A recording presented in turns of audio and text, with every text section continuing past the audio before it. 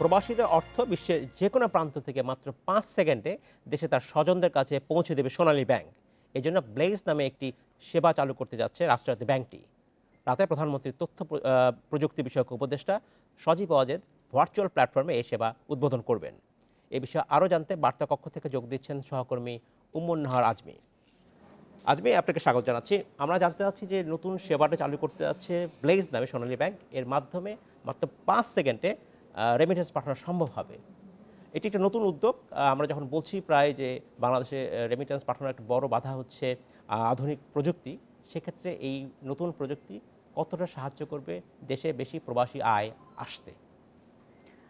আপনি জানেন যে আসলে করোনার যে নেতিবাচক একটা প্রভাব সারা বিশ্বে আসলে পড়ছে, এই বিশ্বে যে ব্যবসা বাণিজ্য একটা স্থবির পর্যায়ে আছে, সেই স্থবির পর্যায়ে কিন্তু আমাদের রেমিটেন্সের প্রবাহ কিন্তু মোটেও হতাশাজনক নয়। রেমিটেন্স প্রবাহ আমরা দেখছি যে বেশ ভালোভাবেই অগ্রগতি হচ্ছে এবং ধারাবাহিকভাবে রেমিটেন্সে কিন্তু একটি ইতিবাচক প্রবৃদ্ধি দেখা যাচ্ছে। তো সেক্ষেত্রে আসলে রেমিটেন্স, এই যে ইতিবাচক একটি প্রবৃদ্ধি আমরা দেখতে পাচ্ছি, এই রেমিটেন্স যাতে আরও ধারাবাহিকভাবে এগিয়ে যায়, সরকার কিন্তু বেশ কিছু উদ্যোগ নিয়েছে এবং এর মধ্যে আপনি জানেন যে 2% প্রণোদনা সেটিও কিন্তু বহাল রাখা হয়েছে। কারণ এই 2% প্রণোদনা কিন্তু এই ক্ষেত্রে অনেক বেশি সহায়তা করেছে রেমিটেন্সের এই ধারাবাহিক প্রবৃদ্ধিটি ধরে রাখতে। তারই একটি সফল অগ্রগতি হচ্ছে যে আজকে যে ব্লেজ প্রযুক্তিটির মাধ্যমে মাত্র 5 সেকেন্ডে প্রবাসীদের কষ্টার্জিত অর্থ আমাদের দেশে আনার যে উদ্যোগটা নেওয়া হয়েছে, এর মাধ্যমে কিন্তু সরকার এবং নীতি নির্ধারকরা কিন্তু বারবার বলছেন যে এই 5 সেকেন্ডে প্রবাসীদের রেমিটেন্সের যে সুবিধাটি এখন ব্লেজের মাধ্যমে নেওয়া হবে, এর মাধ্যমে কিন্তু রেমিটেন্সেরও একটি ইতিবাচক প্রবৃদ্ধি আমরা দেখতে পাবো। এই এটি কিন্তু মূলত আধুনিক প্রযুক্তির মাধ্যমেই কিন্তু এই সেবাটি রেমিটেন্স গ্রহীতারা পাবেন, অর্থাৎ দেশের যে কোনো প্রান্তে প্রবাসীদের স্বজন খুব সহজে এই রেমিটেন্সটি পাবেন।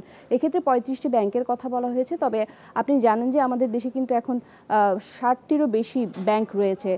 ধীরে ধীরে 35টির পর প্রত্যেকটি ব্যাংকে এই প্রযুক্তির আওতায় আনার একটি চেষ্টা সরকার করছে এবং মূলত কিউক্যাশ সেবার মেম্বার যারা আছেন, অর্থাৎ কিউক্যাশ মেম্বার যেসব ব্যাংক রয়েছে, বাণিজ্যিক ব্যাংক, সেসব ব্যাংকের মাধ্যমে কিন্তু প্রথম দফায় এই ব্লেজ প্রযুক্তিটি চালু করা হবে এবং কিছুক্ষণের মধ্যেই প্রধানমন্ত্রীর তথ্য প্রযুক্তি বিষয়ক উপদেষ্টা সজীব ওয়াজেদ জয় এটি চালু করবেন আর আনুষ্ঠানিকভাবে উদ্বোধন করবেন। তবে এখন কিন্তু ইতিমধ্যেই এই ভার্চুয়াল প্ল্যাটফর্মে এই প্রোগ্রামটি কিন্তু শুরু হয়ে গেছে।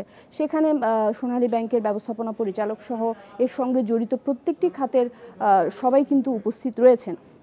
এখন করোনার যে বিষয়টি আসলে বলছিলাম, করোনায় কিন্তু আসলে অর্থনীতির প্রতিটি খাতে একটি আমরা নেতিবাচক প্রবৃদ্ধি দেখছি।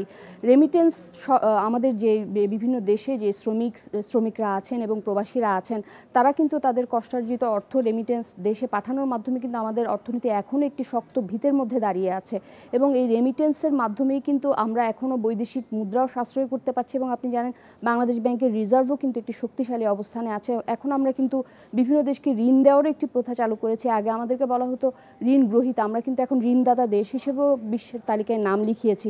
আপনি জানেন যে কিছুদিন আগেও আমরা শ্রীলঙ্কাকে ঋণ দিয়েছি। এটি শুধুমাত্র শ্রীলঙ্কা আসলে নয়, এর পরও কিন্তু অন্যান্য যেসব দেশ রয়েছে যারা ঋণগ্রস্ত দেশ, অনেক ঝুঁকিপূর্ণ অবস্থায় আছে, সেসব দেশ যদি ঋণ চেয়ে থাকে, আমাদের দেশ কিন্তু সেই ঋণটি দিতেও প্রস্তুত আছে শুধুমাত্র রিজার্ভের একটি শক্তিশালী অবস্থানের কারণে। এবং রিজার্ভের একটি শক্তিশালী অবস্থান কিন্তু মূলত এই রেমিটেন্সের উপর ভর করে এসছে। এছাড়া রপ্তানি আয়েরও একটি অবস্থান আছে, যদিও রপ্তানি আয়ে এখনও আমরা করোনার একটি নেতিবাচক প্রবৃদ্ধি আমরা সবসময় দেখি। তো রেমিটেন্সের এই যে আজকে যে ব্লেজ সুবিধাটি আসলে চালু করেছে, এটি নিয়ে কিন্তু দীর্ঘদিন ধরেই কথা হচ্ছিল। সোনালী ব্যাংক জানেন আপনি, আমাদের দেশের কিন্তু রাষ্ট্রায়ত্ত সবচেয়ে বড় ব্যাংক সোনালী ব্যাংক এবং সরকারি মালিকানাধীন ব্যাংকগুলোর মধ্যেও সবচেয়ে বড় ব্যাংক।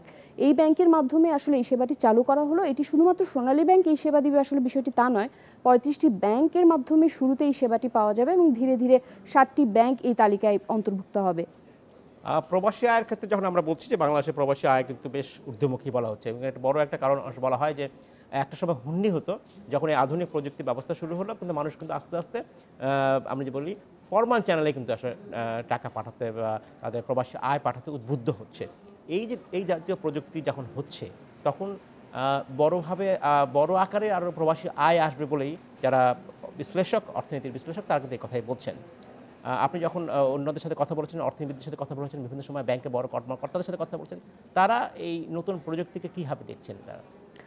নতুন প্রযুক্তির সাথে আসলে একটু পরিচিত হতে তো কিছুদিন সময় অবশ্যই লাগবে। প্রত্যেকটি ব্যাংক যে এখন কেপেবল এই ব্যাপারে তাও কিন্তু না। বিশেষ করে নতুন প্রজন্মের যে ব্যাংকগুলো আছে তারা কিন্তু এখনও এভাবে প্রযুক্তি খাতে সক্ষমতা অর্জন করতে পারেনি। এছাড়া আপনি জানেন যে ইন্টারনেট ব্যাংকিংয়ের মতো কিছু বিষয়ে কিন্তু সরকারি ব্যাংকগুলোও কিন্তু এখন অনেক পিছিয়ে আছে। অর্থাৎ অনেক ক্ষেত্রে দেখা যাচ্ছে নতুন কিছু ব্যাংক অনলাইন প্রযুক্তি নির্ভর সেবাগুলো এত দ্রুত দিচ্ছে, আবার অনেক পুরনো ব্যাংক বিশেষ করে যেসব বিশেষায়িত ব্যাংক আছে, বাংলাদেশ কৃষি ব্যাংক, বেসিক ব্যাংক, এই ধরনের বিশেষায়িত ব্যাংকগুলো কিন্তু এখনও ওভাবে অনলাইন নির্ভর হতে পারেনি।